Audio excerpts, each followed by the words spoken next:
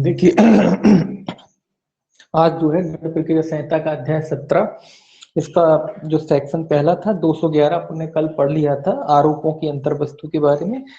अब जो सेक्शन 212 है वो समय, स्थान और व्यक्तियों की बारे में विशिष्टियों से संबंधित है कि जो आरोप लिखा जाएगा उसमें आपको समय भी लिखना पड़ेगा, स्थान भी लिखना पड़ेगा, वो व्यक्ति के बारे में जो भी आवश्यक विशिष्टियां वगैरह हैं उनको लेखबद्ध करना पड़ेगा। देखिए समय क्यों लिखा जाता है? समय इसीलिए लिखा जाता है कि किस समय घटना हुई, एक समय में कई घटनाएं हुई तो किस घटना का आप जिक्र कर रहे हैं, है ना। स्थान इसीलिए ताकि किस स्थान की घटना का, और व्यक्ति तो आप जानते हैं, तो ये तीनों चीजों का इसीलिए उसमें आरोप में जिक्र करना आवश्यक है ताकि कंफर्म हो सके कि किस व्यक्ति का विचारण, किस व्यक्ति पर आरोप लगाया है, कौन से अपराध के बारे में आरोप लगाया है, किस स्थान के बारे में आरोप लगाया है, मतलब जहां आरोप हुआ, अपराध हुआ है, तो इससे कंफर्म हो जाए पूरी तरीके से, कोई शंका ना रहे। इसीलिए समय, स्थान, व्यक्ति, इन सब के नाम मतलब आरोप की विशिष्टियों में लिखने पड़ते हैं। ठीक है, इसमें देखिए पहला क्लॉज क्या कहता है। पहला कहता है अभिकथित अपराध के समय और स्थान के बारे में, और जिस व्यक्ति के यदि कोई हो विरुद्ध अथवा जिस वस्तु के यदि कोई हो विषय में वह अपराध किया गया है, उस व्यक्ति या वस्तु के बारे में ऐसी विशिष्टियां जैसी अभियुक्त को उस बात की जिसका उस पर आरोप है सूचना के लिए उचित रूप से पर्याप्त और आरोप में अंतर्विष्ट होंगे। ये कह रहा है जिस स्थान पर, क्या कह रहा है पहला, जिस विषय में वह यदि कोई वस्तु कोई हो विषय में वह अपराध किया गया है, वह व्यक्ति या वस्तु, तो जिस व्यक्ति मतलब जिसके खिलाफ वो अपराध किया, आपने किसी को मारा है तो वो व्यक्ति किसको मारा है, किस, तो उसके बारे में पूरा डिटेल रहेगा कि किस फलाने व्यक्ति का, है ना, फलाने व्यक्ति का नाम उसमें रहेगा। या कोई वस्तु है जिसके खिलाफ आपने कोई अपराध किया तो किस वस्तु के खिलाफ किया है, मतलब वस्तु कैसे, चोरी की, मान लो चोरी की है तो किस चीज की चोरी की है, कहाँ पे चोरी की है, वो सारी चीजें, है ना। इस तरीके से आपको क्या करना पड़ेगा, आरोप में उन चीजों को लिखना पड़ेगा। तो पहला कहता है उस व्यक्ति या वस्तु, व्यक्ति या वस्तु, वस्तु का आपको क्या करना पड़ेगा, आरोप में जिक्र करना पड़ेगा, बताना पड़ेगा, लिखना पड़ेगा कि भाई फलाने व्यक्ति के खिलाफ या फलानी वस्तु के खिलाफ आपने फलाना फलाना आरोप किया है। तो उस वस्तु और व्यक्ति का क्या करना पड़ेगा, उसमें जिक्र करना पड़ेगा, उल्लेख करना पड़ेगा, है ना, क्या करना पड़ेगा, उल्लेख करना पड़ेगा, जिससे सामने वाला जो अभियुक्त है उसको ये पता पड़ जाए कि भाई वो किस बात का विचार, किस बात का उस पर आरोप लगा है, और आरोप लगा है तो फिर वो किसकी प्रतिरक्षा करेगा, कौन सा। अब इसमें एक उदाहरण भी आता है, आएगा आगे, उससे अपन समझेंगे कि आगे मान लीजिए कोई हैबिचुअल अपराधी है, उसने एक ही नाम के दो व्यक्ति थे, मान लीजिए ए नाम के दो व्यक्ति हैं, उसने इसके खिलाफ भी अपराध किया, इसके खिलाफ भी अपराध किया, इसमें आता है उदाहरण। तो अब उसको ये तो समझ में आ जाए कि भाई किस व्यक्ति के खिलाफ उसको बचाव करना है, कौन सा आरोप लगा हुआ है, इसका बचाव करना है कि इसका बचाव करना है। इसीलिए वो वस्तु व्यक्ति के बारे में क्या होता है, डिटेल में लिखना पड़ता है उसमें कि किस व्यक्ति किस वस्तु के बारे में कोई अपराध किया है। दूसरा देखिए क्लॉज क्या कहता है, दूसरा क्लॉज कहता है जब अभियुक्त पर आपराधिक न्यासभंग या बेईमानी से धन या अन्य जंगम संपत्ति के दुरुपयोग का आरोप है, तब इतना ही पर्याप्त होगा कि विशिष्ट मदों का जिनके विषय में अपराध किया जाना अभिकथित है या अपराध करने की ठीक ठीक तारीखों का विनिर्दिष्ट किए बिना विनिर्देश जंगम संपत्ति का वर्णन कर दिया जाता है जिसके विषय में अपराध किया जाना अभिकथित है, और उन तारीखों का जिनके बीच वह अपराध किया जाना अभिकथित है विनिर्दिष्ट कर दिया जाता है। और ऐसे विचरित आरोप धारा 219 के अर्थ में एक ही अपराध का आरोप समझा जाएगा, परंतु ऐसी तारीखों में से पहली और अंतिम के बीच का समय 1 वर्ष से अधिक का ना होगा। ये कह रहा है कुछ संपत्ति वाला अपराध है, कुल मिला के आपराधिक न्यास भंग किया है, किसी व्यक्ति ने क्या किया है, आपराधिक न्यास भंग किया है, या बेईमानी से धन या अन्य कोई जंगम संपत्ति है उसका दुर्विनियोग आदि किया है, तब ये कह रहा है कि कुल मिला के संपत्ति संबंधी अपराध है। कैसा अपराध है, संपत्ति, संपत्ति संबंधी कोई अपराध है। और ऐसे में कोई व्यक्ति ने कोई आपराधिक न्यास भंग किया है या कोई छल वगैरह किया है, बेईमानी से दुर्विनियोग, तो क्या किया है, आपराधिक न्यास भंग किया है, न्यास भंग, न्यास भंग किया, या क्या किया, क्या कह रहा है, या दुर्विनियोग किया किसी संपत्ति का गलत तरीके से इस्तेमाल। दुर्विनियोग क्या क्या है, गलत तरीके से किसी संपत्ति को इस्तेमाल करना, या दुर्विनियोग आदि किया, इन दोनों में से कोई भी अपराध किया। अब ये कह रहा है भैया इसमें जो अपराध किया है ये तो किस तरीके के अपराध है, कि इधर भी अपराध किया, फिर इस तारीख को भी किया, फिर लगातार करता चला आ रहा है, इस तरीके से अपराध है। तो ये कह रहा है कि भाई इनमें कोई निश्चित तारीख लिखना आवश्यक नहीं, पहले और आखिरी अपराध है ना, इसमें लगभग तारीख लिख दी जाती कि इतनी तारीख से इन्होंने और इतनी तारीख तक क्या किया, हमारे संग जो दुर्विनियोग किया, न्यासभंग का अपराध किया। तो ये कह रहा है 219 के अधीन, आगे पढ़ चुके हैं, 219 के अधीन क्या माना जाएगा, संयोजन है इसमें, अपराधों का संयोजन। तो ये कह रहा है उसमें निश्चित तारीख का वर्णन करना आवश्यक नहीं, बस इतना कर सकते हैं आप कि फलानी फलानी मदों में इसने लगभग तारीख का वर्णन कर सकते हैं, लगभग इतनी तारीख को इन्होंने ये सारे अपराध जो दुर्विनियोग संबंधी है या नाशवंत संबंधी जो अपराध हैं इन्होंने हमारे साथ कारित किए हैं। क्योंकि प्रॉपर्टी वाले है ना, अब इसमें आप डेट तो एक्यूरेट बता नहीं सकते कि किस तारीख को हुआ। कोई ऐसा इसीलिए कहते हैं कि भाई मान लो आप कोई आपसे फ्रॉड करता है, तो फ्रॉड करता है तो उसमें निश्चित डेट तो होती नहीं, उसने आपको कॉल किया, फिर उसने आपसे पैसे मंगाए, फिर ये किया वो किया, वो सारी डेटें होती हैं, तो उसमें एक एक्चुअल डेट नहीं होती है। इसीलिए लिखा है कि भाई लगभग तारीख का आप उसमें जिक्र कर सकते हैं, उसमें वर्णन कर सकते हैं आरोप में। और 219 के अनुसार वो क्या माना जाएगा, एक ही आरोप माना जाएगा। लेकिन क्या है, इन सारे अपराधों के बीच कितने वर्ष के भीतर होना चाहिए, 1 वर्ष के भीतर। ये सारे जो है अपराध 1 वर्ष से भीतर की अवधि होना चाहिए। जो पहला अपराध है, तीसरा है, तीनों चरणों में उसने 3-4 बार आपके साथ धोखा किया, छल किया, लेकिन इन तीनों अपराधों में कितने समय होना चाहिए, 1 वर्ष के भीतर होना चाहिए। अगर 1 वर्ष के बाद होंगे तो फिर उसके लिए पृथक आरोप लगेगा, है ना। 1 वर्ष के अंदर है तो इनके लिए क्या हो जाएगा, एक सिंगल आरोप, मतलब एक ही आरोप में तीनों अपराधों का क्या हो सकता है, विचारण हो सकता है। ये कह रहा है 212। अब ये देखिए सेक्शन इसका 213। 213 क्या कहता है 213 कहता है कब अपराध किए जाने की रीति कथित की जानी चाहिए। ये भी आपको पढ़ना है, रीति। ये देखिए, रीति मतलब किस तरीके से अपराध किया गया है, उसकी वर्णन की बात कह रहा है कि रीति मतलब किस तरीके से अपराध किया है, वो कौन सी परिस्थितियां हैं जब उसका वर्णन आपको करना पड़ेगा। कुछ परिस्थितियां ऐसी होती हैं जहां आपको बताना पड़ेगा कि भले इस तरीके से इसने अपराध किया तब वो अपराध कारित हुआ, तो उसमें रीति बतानी आवश्यक होती है। तो इसी में कह रहा है कि कौन से अपराध हैं जिनमें वो रीति या प्रोसीजर कह लीजिए, तरीका कह लीजिए, जिससे वो अपराध घटित होता है, तो वो आपको बताना पड़ेगा। अन्य कुछ अपराध ऐसे होते हैं जहाँ रीति बताना आवश्यक नहीं होता, लेकिन कुछ अपराध ऐसे होते हैं जहाँ आपको रीति बतानी पड़ती है। देखिए ये क्या कहता है, ये कहता है जब मामला इस प्रकार का है कि धारा 211 और 212 में वर्णित विशिष्टियां अभियुक्त को उस बात की जिसका उस पर आरोप है पर्याप्त सूचना नहीं देती है, तब उस रीति की जिसमें अभियुक्त अभिकथित अपराध किया गया ऐसी विशिष्टियां भी जैसी उस प्रयोजन के लिए पर्याप्त आरोप में अंतर्विष्ट होंगी। ये यहाँ तो सिंपल कह रहा है कि भैया 211 और 211 और 212 के अधीन अगर कोई अपराध है और उस जो आरोप में जो विशिष्टियां दी गई हैं उससे अभियुक्त को ये समझ में नहीं आ रहा है कि भाई उसके खिलाफ किस तरीके का अपराध बन रहा है या उसने कौन सा अपराध किया है, तो ऐसे अपराधों में उस आरोप की विशिष्टियां अंतर्विष्ट करनी पड़ेंगी। कुल मिला के ये यहाँ कह रहा है कि भैया जब अभियुक्त को समझ में नहीं आ रहा है कि उसने किस तरीके का अपराध किया है, तो फिर आरोप की विशिष्टियां या कह लीजिए आरोप की रीति आपको उसमें वर्णित करनी पड़ेगी ताकि उसको समझ में आ जाए कि उसने किस तरीके का अपराध किया है। लेकिन ये इससे भी स्पष्ट नहीं हो रहा है, जो उसने परिभाषा दे रखी है इसके जो उदाहरण है उससे आपको स्पष्ट होगा इसका।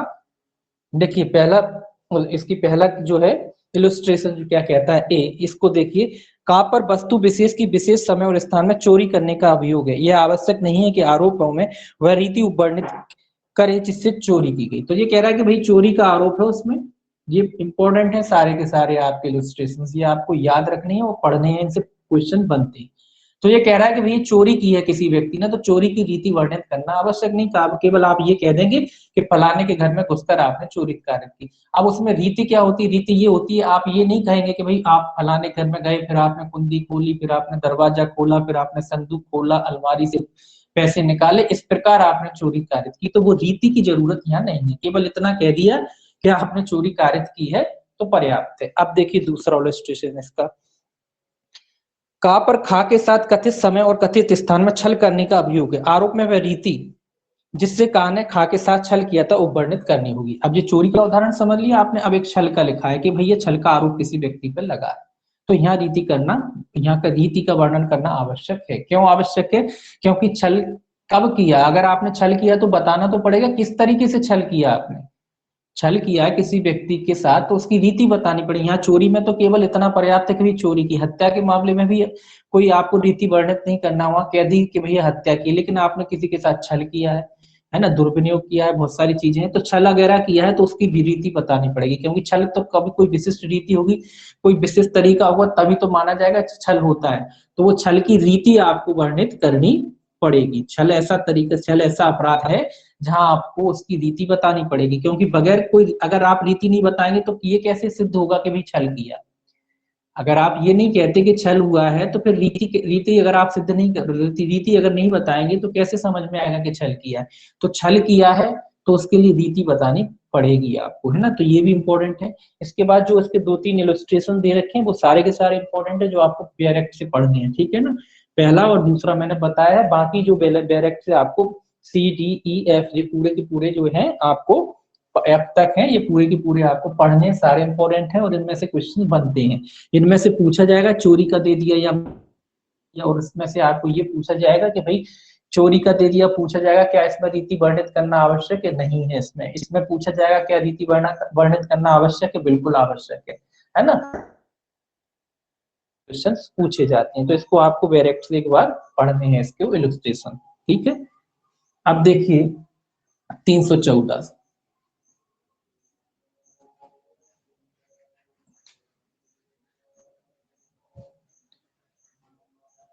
सॉरी 314 नहीं 214 सेक्शन 214 आरोप के शब्दों का वह अर्थ लिया जाएगा जो उनका उस विधि में है जिसके अधीन वह अपराध दंडनीय। जी कह रहा आरोप के शब्दों का, जो आरोप के शब्द लगाए गए तो क्या अर्थ लगाया जाएगा, जिस विधि में जो अर्थ दिया गया है उसी के अनुसार उसका अर्थ लगाया जाएगा। ये उसका हेडिंग ही कह देती है। देखिए इसको क्या कहते हैं, ये कहता है प्रत्येक आरोप में अपराध का वर्णन करने में उपयोग में लाए गए शब्दों को उस अर्थ में प्रयोग में लाया जाएगा जो उन्हें उस विधि द्वारा दिया गया है जिसके अधीन ऐसा अपराध दंडनीय है। तो सिंपल सा बात है, इसमें कोई आपको पढ़ना भी नहीं, जो हेडिंग है वही पर्याप्त है।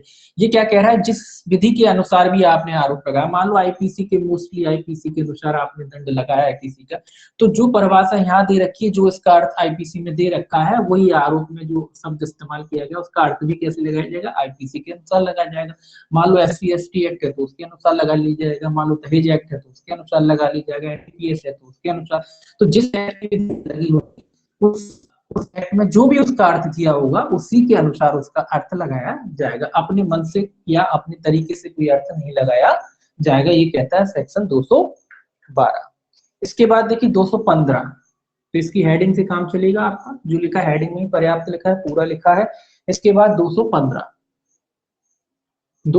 कहते हैं भाई गलतियों का क्या प्रभाव पड़ेगा, अगर गलती हो जाती है आरोप में तो क्या प्रभाव पड़ेगा। देखिए ये भी इंपॉर्टेंट चीज है, इस पे भी क्वेश्चन बनता है कि भैया आरोप में अगर गलती हो गई तो क्या प्रभाव पड़ेगा। सिंपल सी बात है, अगर आदमी भुलावे में पड़ जाता है तो फिर प्रभाव पड़ता है, और अगर भुलावे में नहीं पड़ा है तो कोई प्रभाव नहीं पड़ता। दोनों बातें हैं। देखिए क्या कहता है, अपराध के या उन विशिष्टियों के जिनका आरोप में कथन होना अपेक्षित है, कथन करने में किसी गलती को और उस अपराध या उन विशिष्टियों के कथन करने में किसी लोप को मामले के किसी प्रकरण में तब तक तात्विक माना जाएगा जब तक ऐसी गलती या लोप से अभियुक्त वास्तव में भुलावे में पड़ गया है और उसके कारण न्याय नहीं हो पाया है, अन्यथा नहीं। सीधी सीधी जो मैंने बात बताई आपको सिंपल भाषा में, अगर कोई व्यक्ति जो आरोप लगाया गया है, क्या लगाया गया है, उस पर आरोप लगाया गया है, उस आरोप से अगर भुलावे में पड़ जाता है, भुलावा हो जाता है, उसे भुलावा में पड़ जाता है या भुलावे में पड़ जाता है, तो क्या, तो फिर उसका आरोप ये माना जाएगा कि भाई गलत है, उस पर दोबारा उस, और अगर भुलावे में नहीं पड़ता, उसे पता है कि कौन सा अपराध किया और किसका उस पर विचारण चल रहा है ना, तो फिर उसमें कोई फर्क नहीं पड़ता इसको। तो दो कंडीशन है, अगर आपको पता है, मान लो हम अभियुक्त हैं और हमको पता पड़ गया कि हमारा फलाने अपराध के लिए विचारण चल रहा है तो कोई दिक्कत नहीं। अब पता पड़ा कि हम कई हैबिचुअल अपराधी हैं, अब यहाँ इसका आरोप लगा हुआ है, हम इसका विचार, इसका क्या कर रहे हैं, बचाव कर रहे हैं, तो यह इसका मतलब ये है कि हम भुलावे में पड़ गए, तो फिर वो गलत है ना। तो यही चीज इसमें कह रहा है, भुलावे का कब अर्थ लगाया जाएगा, मतलब मतलब आरोप को कब गलत माना जाएगा, जब कोई व्यक्ति भुलावे में पड़ जाता है तब, है ना। तो फिर क्या होगा, फिर सीधी सी बात है, उसको दोबारा आरोप लगेगा, उसका दोबारा से विचारण होगा, है ना। तो वो सारी प्रक्रिया के बारे में कहता है। इसमें इलस्ट्रेशन भी है, इसके भी इलस्ट्रेशन इंपॉर्टेंट है। देखिए खुदाबख्श वाले इसके दो इलस्ट्रेशन है, उसको मैं पढ़ रहा हूं। देखिए इसका डी वाला पढ़ रहा हूं मैं। डी कहता है का 21 जनवरी 1882 को खुदाबख्श की हत्या करने का आरोप है। वास्तव में मृत व्यक्ति का नाम हैदर बख्श था और हत्या की तारीख को 20 जनवरी 1882 थी। का पर कभी भी हत्या के अतिरिक्त दूसरी किसी हत्या का आरोप नहीं लगाया गया और उसने मजिस्ट्रेट के समक्ष हुई जांच में सुना था, जिससे हैदर बख्श के मामले का ही अन्य रूप से निर्देशन किया गया था। न्यायालय ने उन तथ्यों से यह अनुमान कर सकता है कि उसने भुलावे में नहीं पड़ा था और आरोप में यह गलती तात्विक नहीं थी। अब ये क्या कह रहे भाई कि भाई खुदाबख्श नाम है, खुदाबख्श की किसका हत्या की है? खुदाबख्श की हत्या का, इसने हत्या किसकी की थी? इनकी की थी, खुदाबख्श की। और विचारण किसका हो रहा? हैदर बख्श। ठीक है, कुछ भी लिख दीजिए, कोई भी नाम लिख दीजिए, ए मान लो इसको और बी का बी नाम लिख दिया। मतलब जहां खुदाबख्श से लिखना चाहिए था नाम में गलती हो गई और कुछ नहीं हुआ। इसमें क्या हुआ है कि नाम में गलती हो गई है। यहाँ लिखना चाहिए था क्या? ए लिखना चाहिए था और यहाँ क्या लिख दिया? बी लिख दिया, यानी किसी और का नाम लिख दिया। और जो जिस पे आरोप लगा, मान लो जी एक्स पे आरोप लगा हुआ है और एक्स ने केवल एक ही हत्या की और कोई उसने अपराध किया ही नहीं है। अब चूंकि इसका विचारण चल रहा है तो स्वाभाविक सी बात है, विचारण चल रहा है, आरोप लगाया, आपने कोई और अपराध किए नहीं है, आपने केवल एक ही अपराध किया, उसका विचारण चल रहा है। तो इसका मतलब ये है कि आप भुलावे नहीं पड़े, भले ही उसमें गलत नाम लिख गया हो तो इसका कोई फर्क नहीं पड़ता। ये कह रहा है इसका कोई फर्क नहीं पड़ता। ये कॉमन सी बात है कि आपने कोई और अपराध किया नहीं है, एक ही अपराध किया है, खुदाबख्श की हत्या का आरोप लगा था आप पे, लेकिन विचार हो रहा है हैदर बख्श का। उस समय डेट वगैरह भी लिखी है, उसी डेट भी, तारीख भी लिखी है। तो उस तारीख को आपने केवल क्या किया? एक ही अपराध किया और कोई अपराध किया ही नहीं था, किसी और का अपराध किया ही नहीं। तो ऐसे में जो अगर गलती हो भी जाती है न्यायालय द्वारा तो उस आरोप में कोई त्रुटि हो भी जाती है तो उसका कोई प्रभाव विचारण पर नहीं पड़ता, उसका विचारण पर कोई प्रभाव नहीं पड़ेगा। ठीक है, अब देखिए दूसरा उदाहरण इसका, यही वाला उदाहरण है। ये क्या कहता है? ई का पर 20 जनवरी 1882 को हैदर बख्श की हत्या। इसमें डेट थोड़ा ध्यान रखना, 20 के लिए 20 ही लिख देते हैं अपन, है ना। तो 20 तारीख को उसको क्या है? हैदर बख्श की, तो एच लिख देते हैं हैदर बख्श की जगह। ठीक है, एच हैदर बख्श की हत्या। और 21 जनवरी 1882 को खुदाबख्श, और 21 तारीख को जो है उसकी खुदाबख्श की, खुदा को के लिख लेते हैं। ठीक है, खुदाबख्श हो गया। खुदाबख्श की जिसने उसे हत्या के लिए गिरफ्तार करने का प्रयास किया था, हत्या करने का आरोप है। जब वह हैदर बख्श की हत्या के लिए आरोप हुआ तब उसका विचारण खुदाबख्श की हत्या के लिए हुआ और उसकी प्रतिरक्षा में उपस्थित साक्षी हैदर बख्श वाले मामले में के साक्षी थे। न्यायालय ने इससे अनुमान कर सकता है कि का भुलावे में पड़ गया था और यह गलती तात्विक थी। अब ये क्या कह रहा है भैया, क्या मसला है इसमें? मसला इसमें ये है कि भाई इनने दोनों की हत्या की है भैया। इनकी मान लो इनकी हत्या की, ये बचाने आओगे तो अगले दिन इनकी हत्या की, मतलब 2 दिन है, एक 20 तारीख को हत्या की है और इन्हें 21 तारीख को हत्या की, हैदर बख्श की हत्या की और इन्होंने खुदाबख्श की हत्या की। तो ये कह रहा है किसका विचारण चल रहा था? किसी का भी मान लो, इससे कोई फर्क नहीं पड़ता, उदाहरण पढ़ने की जरूरत नहीं है। मान लीजिए इनका विचारण चल रहा था, हैदर बख्श की हत्या का विचारण इन पे चल रहा था। जब हैदर बख्श की हत्या का विचारण चल रहा था, मान लो एच की हत्या का विचारण चल रहा था, तो इन्होंने तो दो हत्याएं की हैं, है ना। तो इन्होंने 2 हत्याएं की, तो इन्हें ये तो समझ में नहीं आ रहा कि कौन। तो इसके जो डिफेंस था, इसका जो बचाव था, इसका बचाव यहाँ लिया गया और इसका तो हो ही नहीं रहा है। तो जब इसकी खुदाबख्श की हत्या का विचारण हो रहा था, मतलब हैदर बख्श की हत्या कह लीजिए, हैदर बख्श की हत्या का विचारण हो रहा था, तो जो बचाव साक्षी होते हैं, जो गवाह होते हैं, ये कह रहा है, तो जो गवाह होते हैं खुदाबख्श के थे उस समय। कौन की गवाही हो रही थी? खुदाबख्श के जो इनके डिफेंस था उसकी गवाहियां हो रही थी। और विचारण किसका चल रहा था? विचारण इसका चल रहा था, जबकि डिफेंस किसका होना चाहिए था? इसी का होना चाहिए था ना। लेकिन डिफेंस किसका हो रहा था? इसका हो रहा था। और विचारण किसका हो रहा था? विचारण इसका हो रहा था। तो इससे ये अनुमान लगाया जा सकता है कि जिस व्यक्ति का जो हत्यारा है या एक्स है, इसने हत्या जो की है, वो क्या कर पड़ गया था? वो भुलावे में पड़ गया था। तो ये जो आरोप में जो गलती है वो तात्विक नहीं मानी जाएगी। तो फिर क्या होगा? फिर आप पूछोगे कि भाई अगले आगे क्या? स्वाभाविक सी बात है, दोबारा से आरोप लगाने पड़ेंगे उस पर और फिर दोबारा से उसका ट्रायल होगा, फिर इसी का ट्रायल होगा और इसी के गवाह होंगे। ठीक है ना। अब इसकी मान लो कि इसका विचारण हो रहा है, गवाही इसकी चल रही, तो कैसे मामला निपट जाएगा? है ना। तो ये इससे अनुमान लगाया जा सकता है कि ये व्यक्ति क्या है, भुलावे में पड़ गया। तो ये दोनों जो उदाहरण है जो आपके इंपॉर्टेंट है और ये भी परीक्षा में आते हैं। बाकी इसके जो भी दे रखे इलस्ट्रेशन वो भी आपको क्या करने हैं, पढ़ने हैं, उसको रीड करना है आपने डायरेक्ट से। सारे इलस्ट्रेशन इसके भी इंपॉर्टेंट हैं, इस पे भी क्वेश्चंस बनते हैं। खुदा बख्श वाला खासकर इंपॉर्टेंट है, दोनों की दोनों में अंतर देखना है आपको, क्या अंतर है। मतलब ए की मृत्यु करी, बी की करी। जब ए का विचारण ए का विचार ए के अपराध में आरोप लगाएगा तो बी के वो बचाव साक्षी दे रहा है, या बी का आरोप लगाएगा तो ए के बचाव साक्षी दे रहा है, क्रॉस हो रहा है एक दूसरे में। तो इस तरीके से अनुमान लगा सकता है न्यायालय कि इसकी व्यक्ति जो है बुलावे में पड़ गया था। इसके बाद देखिए धारा 216 कहता है न्यायालय आरोप परिवर्तित कर सकता है। ये भी इंपॉर्टेंट सेक्शन है 216, इस पे भी क्वेश्चंस बनता है।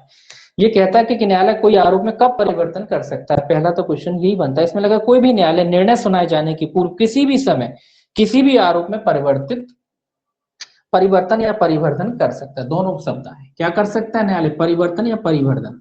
परिवर्तन शब्द आया, एक आया परिवर्धन, ठीक है।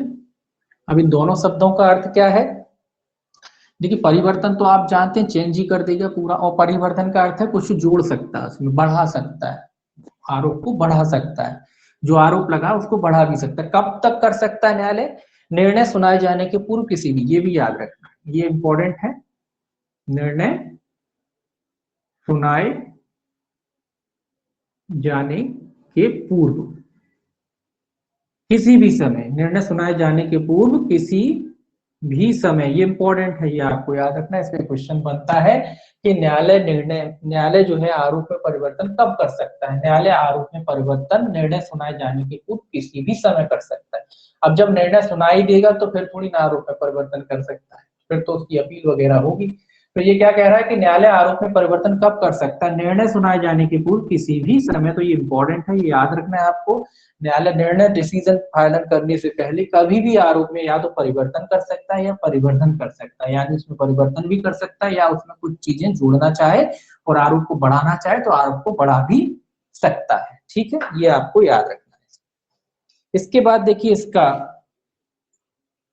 दूसरा क्लॉज क्या कहता है, ऐसा प्रत्येक परिवर्तन या परिवर्तन अभियुक्त को पढ़कर सुनाया और समझाया जाएगा। ये तो कॉमन सी बात है कि भाई जब किसी चीज को न्यायालय ने जोड़ा है तो जो भी अभियुक्त वगैरह है, जो भी अभियुक्त वगैरह है उसको क्या है समझाया नहीं जाएगा। अभियुक्त वगैरह उसको नहीं बताओगे आप कि भाई क्या जोड़ दिया क्या घटा दिया, तो जो भी अभियुक्त वगैरह है उसको पढ़कर सुनाया और समझाया जाएगा। जब आप कोई चीज में परिवर्तन करते हो तो जो अभियुक्त है क्या उसको नहीं बताओगे कि चोरी चोरी थोड़ी नहीं करो लोगे, तो उसको भी बताना पड़ेगा। कैसे बताओगे, पढ़कर समझाया जाएगा, सुनाया जाएगा उसे।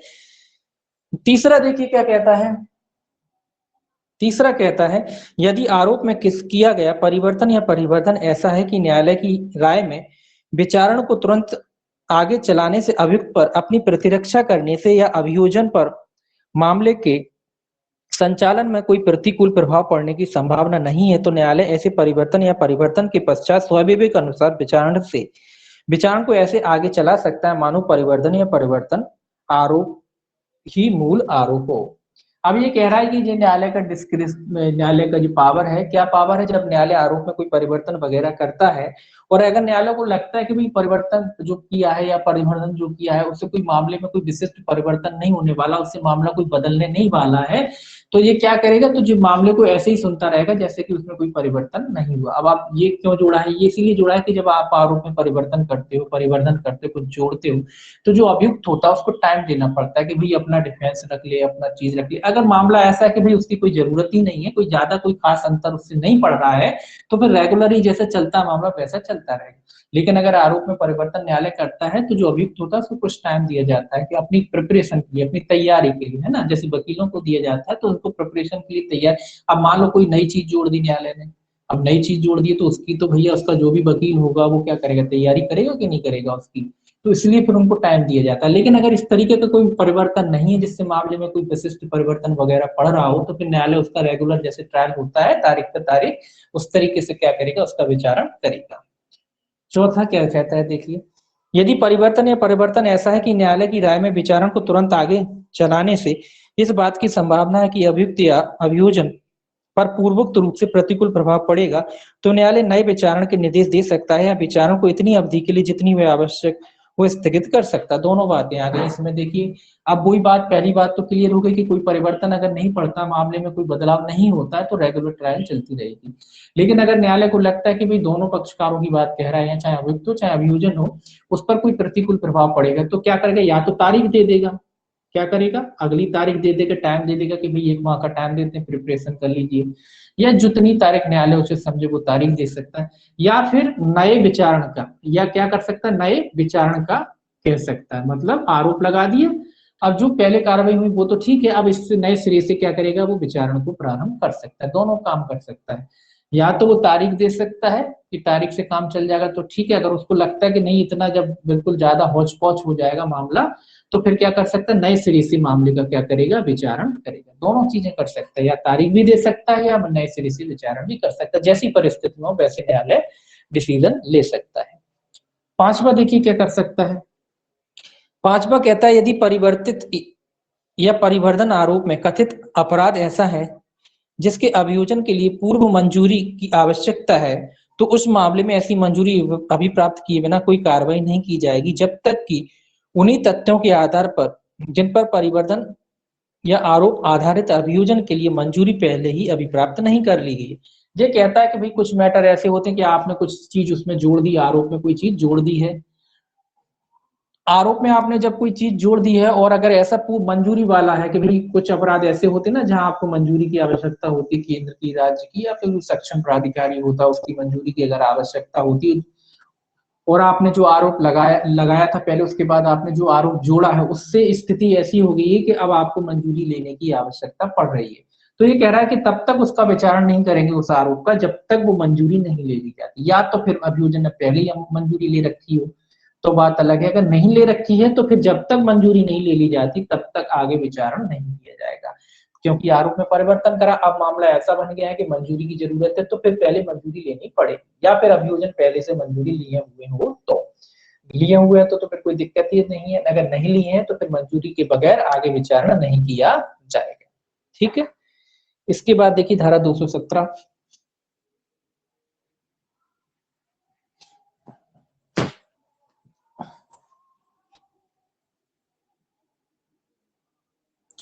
धारा 217 क्या कहती है, देखिए धारा 217 कहती है जब आरोप परिवर्तित किया जाता है तब साक्ष्यों का पुनः बुलाया जाना। अब ये तो आप जानते हैं कि भाई जब आरोप में परिवर्तन करा गया है तो जो भी साक्षी की परीक्षा वगैरह हो भी चुकी हो पहले तो उनको दोबारा बुलाना पड़ता है, तो उसके बारे में ये प्रोविजन किया गया है कि अगर आरोप में परिवर्तन वगैरह कर दिया जाता है, परिवर्तन किया जाता है, तो अगर न्यायालय को लगता है तो साक्षियों को पुनः बुला के उनकी परीक्षा कर सकता है। इसमें लिखा है जब कभी विचारण प्रारंभ होने के पश्चात न्यायालय द्वारा आरोप में परिवर्तन या परिवर्धन किया जाता है तब अभियोजन और अभियुक्त को, पहला है अभियोजन और अभियुक्त दोनों की बात कह रहा है, किसी ऐसे साक्षी को जिसकी परीक्षा की जा चुकी है पुनः बुलाने की या पुनः समन करने की और उससे ऐसे परिवर्तन या परिवर्तन के बारे में परीक्षा करने की अनुज्ञा दी जाएगी जब तक कि न्यायालय का ऐसे कारण से जो लिखबद्ध किए जाएंगे यह विचार नहीं है कि यथास्थिति अभियोजन या अभियुक्त तंग करने या विलंब करने के या न्याय के उद्देश्यों को विफल करने के प्रयोजन से ऐसे साक्षी को पुनः बुलाने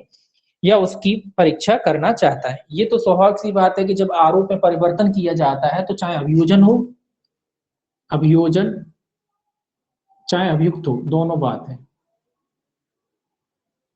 अब जब न्यायालय ने आरोप में क्या है विचारण के बाद, विचारण प्रारंभ हो गया उसके बाद आरोप में परिवर्तन किया, तो अब ऐसा क्यों करते हैं, ये कह रहे दोबारा साक्षियों को क्यों बुलाते, अब कोई नई बात आ गई, अब मान लो पहले साक्षी बुलाया हुआ होगा, उससे इन लोगों ने क्वेश्चन किए होंगे, प्रश्न किए होंगे, अब उनसे वो जो आरोप लगा था उसके हिसाब से क्वेश्चन किए थे, अब चूंकि नया आरोप लग गया है या उसमें कुछ चीज जुड़ गई है, मान लो दोनों चीजें हो सकती, अब आरोप लग गया तो उसके हिसाब से भी तो ये लोग क्या करेंगे, क्वेश्चन करेंगे, तो ये लोग न्यायालय से कह सकते हैं कि जो भी साक्षी थे उनकी परीक्षा हो गई थी उनको दोबारा बुलाया जाए, तो न्यायालय उनको दोबारा बुलाएगा। हाँ, जब तक अगर न्यायालय को ये ना लगे कि भाई ये जबरदस्ती तंग करने के लिए फालतू में बुला रहे हैं तो वो बात छोड़ दी जाए, सामान्य तो जो लोग बुलाएंगे तो क्या करेगा न्यायालय उनको समन जारी करेगा और जो भी साक्षियों की पहली परीक्षा हो चुकी है उनको दोबारा से बुलाया जाएगा, कुल मिला के उनकी दोबारा से परीक्षा होगी। सामान्यतः यही होता है, दोबारा परीक्षा होती है तो दोबारा उनकी परीक्षा होगी, कब होगी, जब न्यायालय आरोप में परिवर्तन कर देता है, तो स्वाभाविक सी बात है कुछ नए क्वेश्चन पैदा होंगे, जो नए क्वेश्चन पैदा होंगे वो ये लोग जो है अभियोजन है या अभियुक्त है, इनकी तरफ से वो क्वेश्चन उन साक्षियों से किए जाएंगे, क्योंकि जब आरोप लगा था तब वो क्वेश्चन नहीं थे। अब चूंकि आरोप बढ़ गया है या बदल गया है तो क्वेश्चन भी नए पैदा हो जाएंगे। जब नए क्वेश्चन पैदा हो जाएंगे तो स्वाभाविक सी बात है कि जो व्यक्तियों का साक्ष्य हो चुका है उनको न्यायालय को बुलाना पड़ेगा समन करके। दूसरा कहता है किसी अन्य ऐसे साक्षी को भी जिसे न्यायालय आवश्यक समझे बुलाने की अनुज्ञा दी जाएगी। इसके अलावा कोई अन्य साक्षी, अब चूंकि मामला, अब अन्य साक्षी का मतलब क्या है कि भैया आरोप बदल के, पहले तो साक्षियों की लिस्ट हो गई थी, जो पहले आए थे वो तो बुलाई जा सकते हैं। इसके अलावा चूंकि आरोप बदल गया है या आरोप में परिवर्तन हो गया है तो इसके अलावा कोई नए साक्षी भी हो सकता है कि जब आरोप बदल गया है तो नए साक्षी भी हो जाए इसमें। तो ये कह रहा है नए साक्षी भी उसमें शामिल किए जा सकते हैं। अगर आरोप बदल गया है या उसमें परिवर्तन किया गया है तो फिर जो भी नए साक्षी उसमें और भी इंक्लूड होते हैं उनकी भी परीक्षा की जा सकती है। ठीक है। अब ऐसा क्यों लिखा है? ऐसा इसलिए लिखा है भाई, नॉर्मली ये क्या होता है कि जब आपको किसी भी जो अभियोजन, जो साक्षी वगैरह होते हैं उनकी लिस्ट न्यायालय के समक्ष देनी होती है। अब आपने एक बार जब लिस्ट दे देते हैं तो फिर उसी जो साक्षी वगैरह होते हैं उन्हीं की परीक्षा पूरे मामले में होती है। आप अलग से वगैरह फिर एक्स्ट्रा एक्ट जो है नहीं पेश कर सकते। अगर पेश भी करना है तो फिर न्यायालय की अनुमति से पेश करना पड़ते हैं। लेकिन यहाँ कंडीशन क्या है, यहाँ आरोप बदल गया है। जब आरोप बदल गया तो वो तो जो साक्षी थे वो तो है ही, इसके अलावा नए भी साक्षी उनकी भी न्यायालय को क्या कर सकता है, परीक्षा आदि कर सकता है। अब देखिए इसका दूसरा जो भाग है आरोप के संयोजन से। आरोप के संयोजन मतलब आरोपों, 2 आरोप है 3 आरोप है उनको जोड़ना। संयोजन का मतलब क्या होता है, जोड़ना। तो यह आरोपों के संयोजन से संबंधित है। दूसरा पार्ट जो बी पार्ट है इसका आरोपों के संयोजन से संबंधित है। ये कहता है धारा, इसमें पहली जो धारा है 218 है, सेक्शन 218, जिस संयोज्य क्या कहता है, सुभिन्न अपराधों के लिए पृथक आरोप। पहले ये कहता है कि पहला तो नियम, ये सिंपल सा नियम है कि सुभिन्न अपराधों के लिए, सुभिन्न का मतलब होता है अलग अलग अपराधों के लिए, अलग अलग अपराधों के लिए क्या कह रहा है, पृथक आरोप होगा। मतलब हर के जो भी जितने भी अपराध होंगे उनके सबके लिए क्या होगा, अलग अलग आरोप लगाया जाएगा। पहला नियम तो ये कह रहा है कि भाई जितने भी अपराध हैं उन सबके लिए अलग अलग आरोप लगाया जाएगा। इसने 2 अपराध किए हैं तो 2 आरोप लगेंगे, 3 किए हैं तो 3 आरोप लगेंगे। मतलब हर अपराध के लिए अलग अलग आरोप लगाया जाएगा। ठीक है। अब देखिए क्या कहता है इसका पहला कहता है प्रत्येक सुभिन्न अपराध के लिए जिसका किसी व्यक्ति पर अभियोग है पृथक आरोप होगा और ऐसे प्रत्येक आरोप का विवरण पृथक किया जाएगा। तो ये कह रहा है जब किसी व्यक्ति ने कोई अलग अलग अपराध, जो है ऊपर लिखा है हेडिंग में वही अंदर लिखा है कि जब किसी व्यक्ति ने पृथक पृथक अपराध किए, अलग अलग अपराध किए तो उस पर अलग अलग आरोप लगाए जाएंगे और उसका विवरण भी जो है अलग अलग दिया जाएगा। तो इसमें कोई खास नहीं। ये क्या कह रहा है, पृथक पहला नियम है ये, अभी पूरा पढ़ेंगे तो समझ में आएगा। तो पहला नियम तो ये कहता है कि भाई जब अलग अलग अपराध है तो उसके लिए अलग अलग आरोप लगाने पड़ेंगे और उनकी विशिष्टियां भी अलग अलग लिखनी पड़ेगी। परंतु कहता है, परंतु जहां अभियुक्त व्यक्ति लिखित आवेदन द्वारा ऐसा चाहता है कि मजिस्ट्रेट की राय है कि उससे ऐसे व्यक्ति पर प्रभाव नहीं पड़ेगा, वहां मजिस्ट्रेट उन व्यक्तियों के विरुद्ध विचरित सभी या किन्हीं आरोपों का विचारण एक साथ कर सकता है। ये क्या कह रहा है, अभियुक्त व्यक्ति, ये याद रखेंगे कौन, अभियुक्त, अभियुक्त व्यक्ति क्या कहता है, लिखित में देता है। ये भी याद रखें कैसा देता है। अब ये अभियुक्त व्यक्ति हैं, इनके काल आप मान लीजिए 2-3 मामले चल रहे हैं, एक ही न्यायालय में चल रहे हैं, है ना, 2-3 मामले एक ही प्रकृति के मामले हैं। और ये अभियुक्त अगर यहाँ तो न्यायालय कह, यहाँ तो ऊपर तो लिखा है कि अलग अलग करेगा, लेकिन भैया अभियुक्त को लगता है कि भैया एक तारीख इधर लग रही है, अगर अलग अलग है, एक ही प्रकृति के हैं, एक ही तरीके के मामले, एक मामला जे, एक मामला जे, एक ही न्यायालय के समक्ष है, इस दिन भी आना पड़ता है। इस अलग अलग जब चलेंगे तो अलग अलग तारीखें भी लगेंगी। अब एक की पता पड़ा सोमवार को लगी, एक की मंगल को लगी, एक की पता पड़ा बोले रोज ही कोर्ट आना पड़ रहा है। तो बोले क्या कर सकता है ये अभियुक्त, ये अपनी मर्जी से न्यायालय में लिखित में आवेदन कर सकता है कि भैया मेरे जो तीनों मामले चल रहे हैं इनका एक साथ ही विचारण कर लो, काय को बार बार परेशान कर रहे हो। तो ये न्यायालय इनको एक साथ इनका विचारण कर सकता है। कब कर सकता है, जब अभियुक्त न्यायालय को लिखित में आवेदन करता है। और इसके अलावा न्यायालय ये भी देखेगा कि जब वो संयुक्त विचारण कर रहा है, मतलब एक साथ विचारण कर रहा है किसी मामले का, तो जो भी दूसरी पार्टी उस पर कोई प्रतिकूल प्रभाव तो नहीं पड़ रहा। अगर उस दूसरी पार्टी पर कोई प्रतिकूल प्रभाव पड़ता है तो फिर न्यायालय अलग अलग ही विचारण करेगा। अगर उसको लगता है कि भैया एक साथ विचारण करने से जो सेकंड पार्टी उस पर कोई प्रतिकूल प्रभाव नहीं पड़ने वाला, तो फिर उसका वो एक साथ विचारण कर सकता है। कब कर सकता है, जब अभियुक्त उससे आवेदन करता है। दूसरा क्लॉज कहता है उपधारा 1 में की कोई बात धारा 219, 220, 221, 223 के उपबंधों के परिवर्तन पर प्रभाव नहीं डालेगी, अपन आगे पढ़ेंगे। तो ये कहता है इनके जो इसके आगे के क्लॉज हैं, आगे के जो सेक्शन है 218 जो धारा है, 219, 20, 21 और 23 के जो प्रोविजन है उन पर कोई प्रभाव नहीं डालती, क्योंकि उसमें संयोजन होता है, एक साथ विचारण होता है। तो अपन आगे पढ़ेंगे। देखिए क्या कहता है, एक दृष्टांत देख लीजिए। इसमें दृष्टांत है इलस्ट्रेशन पहला, का पर एक अवसर पर चोरी करने का और दूसरे अवसर पर घोर उपपत्ति कारित करने का अभियोग है। चोरी के लिए और घोर उपपत्ति कारित करने के लिए का पर पृथक पृथक आरोप लगाने होंगे और उनका विचारण पृथक करना होगा। तो ये उदाहरण तो पहला सिंपल ही उदाहरण है कि भाई एक अवसर पर उसने चोरी किया और दूसरे अवसर पर उसने किसी को घोर उपपत्ति भी कारित की। तो ये कह रहा है चोरी और घोर उपपत्ति के जो आरोप हैं अलग अलग लगाने पड़ेंगे और उनका पृथक पृथक क्या करना पड़ेगा, विचारण करना पड़ेगा। ये तो पहला जो उदाहरण है इसी का उदाहरण है ना। अब देखिए आगे 219, इसको देखिए। अब यहां से संयोजन शुरू होगा, है ना। ये तो पहला कॉमन नियम था, है ना। अब देखिए सेक्शन जो है 219, इसको देखिए, इसको इंपॉर्टेंट है ये भी है। इसमें कह रहा एक ही वर्ष के किए गए एक ही किस्म के 3 अपराधों का आरोप एक साथ लगाया जा सके। ये पहला तो हेडिंग ही याद रखना है। ये अपराधों के संयोजन से संबंधित है कि कितने अपराधों का एक साथ विचारण किया जा सकता है। तो याद रखना एक वर्ष में, ये याद रखना एक वर्ष में कितने अपराधों का एक साथ विचारण किया जा सकता है, 3 अपराधों का, 3 अपराधों। तो ये याद रखना है आपको कि एक वर्ष के भीतर अगर 3 अपराध हैं तो उनका एक साथ विचारण किया जा सकता है। एक ही व्यक्ति ने अगर 3 अपराध किए हैं, 3 तक अपराध, अधिकतम 3 अपराध अगर उसने किए हैं तो उन सब अपराधों का एक साथ विचारण हो सकता है। वो भी कितने वर्ष के भीतर, एक वर्ष के भीतर उसने किए हों। एक वर्ष के बाद किए होंगे तो उसका पृथक ही होगा, और अगर एक से मान लीजिए 3 से ज्यादा है तो उसका पृथक होगा। लेकिन 3 अपराधों का विचारण कितना हो सकता है, एक साथ हो सकता है। ये पहले याद रखना है, 219 में कहा गया और ये इसका ही क्वेश्चन बनता है, ठीक है। अब इसमें देखिए पहला जो है इसका सब क्लॉज क्या कहता है। पहला सब क्लॉज कहता है जब किसी व्यक्ति पर एक ही किस्म के, कैसे याद रखेंगे, एक ही किस्म के, ये याद रखना है, एक ही किस्म के, मतलब जो अपराध है वो कैसे होने चाहिए, एक ही किस्म के होना। अब किस्म कैसी होती है वो आगे देखेंगे। एक ही किस्म के ऐसे एक से अधिक अपराधों का अभियोग है जो उन अपराधों में से पहले अपराध से लेकर अंतिम अपराध तक 12 माह के अंदर ही किए गए हैं, चाहे वे एक ही व्यक्ति के बारे में किए गए हों या नहीं। तब उस पर उनमें से 3 से अनधिक कितने ही अपराधों के लिए एक ही विचारण में आरोप लगाया और विचारण किया जा सकेगा। ये क्या कह रहा है भाई, ये कह रहा है कि सिंपल सी बात कि कोई व्यक्ति ने 12 माह की अवधि, क्योंकि एक साल को आप बांट दोगे तो 12 महीनों में बढ़ जाता है ना। कोई व्यक्ति ने 12 माह की अवधि में कितने अपराध किए, 3 अपराध किए कुल मिला के, ये मान लीजिए 3 कोई अपराध किए हैं और एक ही किस्म के अगर अपराध किए हैं, भले ही अलग अलग व्यक्तियों के खिलाफ किए।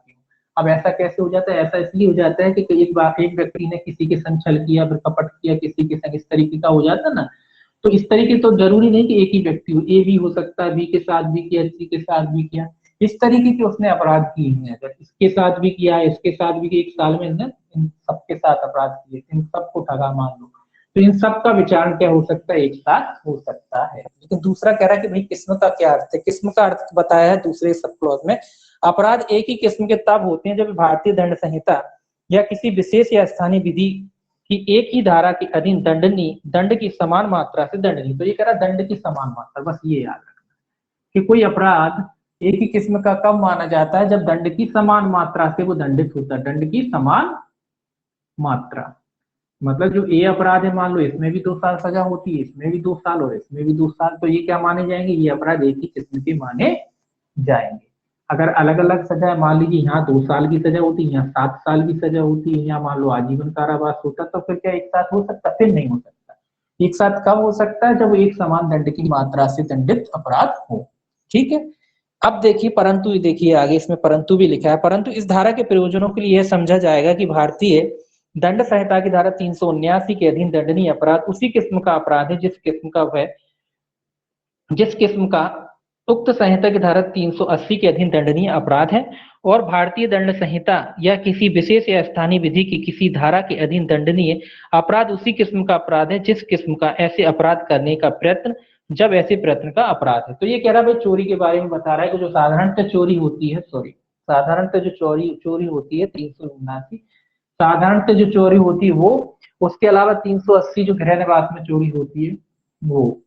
तो यहाँ पे चूंकि चोरी है इसीलिए इसको एक माले इनमें अलग अलग दंड है, लेकिन इनको क्या माना गया कि भाई ये एक ही किस्म के हैं, क्योंकि चोरी का जो अपराध है उसी की परिभाषा दो चीजें आती है, एक तो दंड की समान मात्रा होना चाहिए, दूसरा अगर मान लीजिए जो परिभाषा दी है उस परिभाषा के अंतर्गत अगर वो अपराध आता है तो एक ही किस्म का माना जाता है। तो परिभाषा के अंतर्गत आता है, एक ही परिभाषा के अंतर्गत अगर कोई अपराध आता है तो भी उसे एक क्या माना जाएगा, एक ही किस्म का माना जाएगा, या फिर वो दंड की समान मात्रा से दंडित है तो भी उसे क्या माना जाएगा, एक ही किस्म का माना जाएगा। इसीलिए कह रहा है कि भाई चोरी के यहाँ तो अलग सजा और यहाँ अलग सजा है, फिर भी चूंकि जो चोरी का ही रूप है ना, ये चोरी का ही रूप है, इसीलिए इसको क्या माना जाएगा, एक ही किस्म का माना जाएगा। तो दो चीजें इसमें याद रखना, एक तो परिभाषा के अंतर्गत आते हो, एक ही परिभाषा के अंतर्गत आते हो तो जो चोरी की परिभाषा में आते हैं, 380 भी चोरी की परिभाषा में आता है, 379 जो है साधारण चोरी वो भी चोरी की परिभाषा में आता है।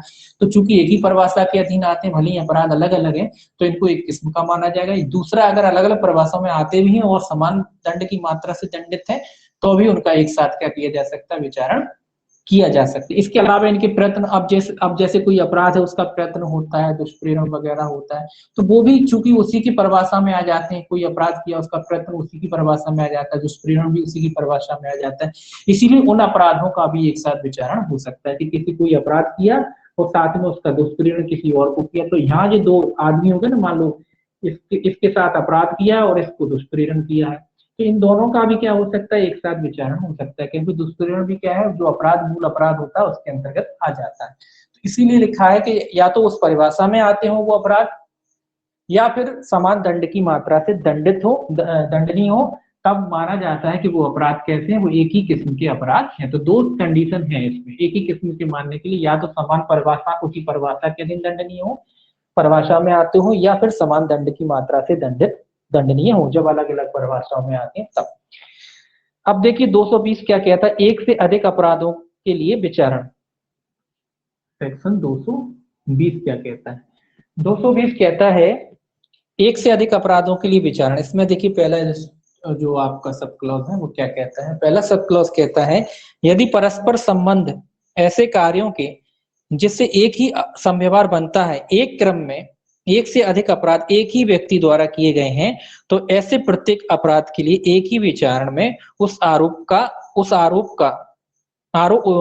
पर आरोप लगाया जा सकता है और उसका विचारण किया जाए। यहाँ एक ही संव्यवहार की बात करें, एक ही संव्यवहार, ये याद रखना। ये दूसरी कंडीशन आ गई। तीसरी कंडीशन ये क्या कह रहा है भाई साहब, ये कह रहे हैं कि भाई जब कोई अपराध एक ही संव्यवहार के अनुक्रम में किए जाते हैं तो उनका भी एक साथ विचारण हो सकता है। कुछ अपराध ऐसे होते हैं, संव्यवहार मतलब श्रृंखलाबद्ध कोई अपराध, कुछ अपराध ऐसे होते हैं जो श्रृंखलाबद्ध होते हैं।